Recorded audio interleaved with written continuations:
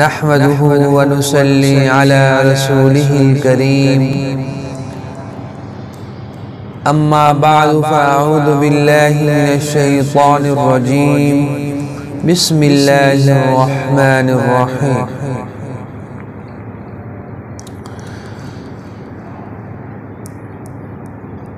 آج ہم سعادت کے بارے میں کچھ تھوڑا سا پڑھیں گے کہ سعادت کیا ہوتی ہے، سعادت کسے ملتی ہے اور کیسے اس کو حاصل کیا جا سکتا ہے۔ سعادت کا مل جانا بہت بڑی اللہ تعالیٰ کی نعمت ہے۔ جو سعید ہو گیا وہ اللہ کا دوست بن گیا۔ سعادت مال اور دولت میں نہیں ہے، نہ قارون کے مال میں سعادت، نہ فرعون کی بادشاہت میں سعادت۔ اس طرح بڑے بڑے ظالم لوگوں کی بادشاہوں میں اللہ تعالیٰ نے سعادت نہیں رکھی۔ سعادت تو صحابہ اکرام رضوان اللہ تعالی علیہم اجمعین اور تابعین رحمہم اللہ کے پاس تھی،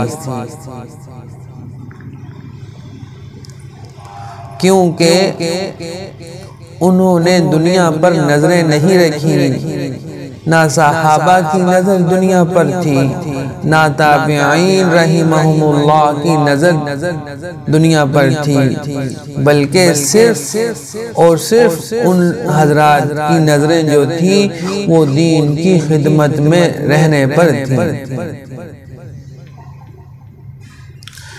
سعادت کوئی ایسی چیز نہیں ہے جس کو ہم کما سکیں، جس کو ہم خرید سکیں، بلکہ سعادت خود دین اور ایمان سے نکلتی ہے۔ سعادت خود دین اور ایمان سے نکلتی ہے۔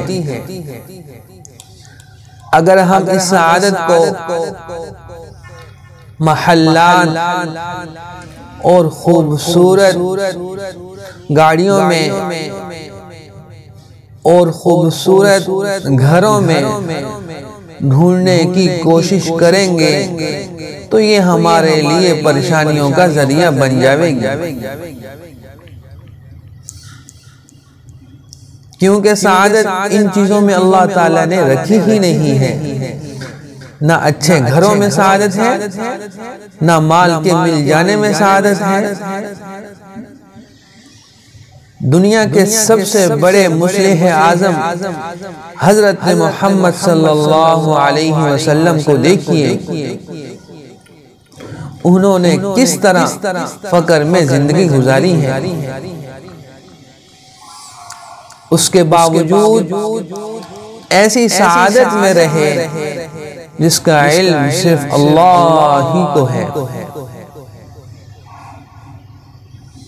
حدیث شریف میں ہے کہ نیک کام اچھا اخلاق ہے اور گناہ وہ ہے جو دل میں کھٹکے اور اس کام کو لوگوں کو دکھانا ناپسند ہو۔ لہذا سعادت کے لیے اچھے کام کرنے ہوں گے اور برے کاموں سے بچنا ہوگا۔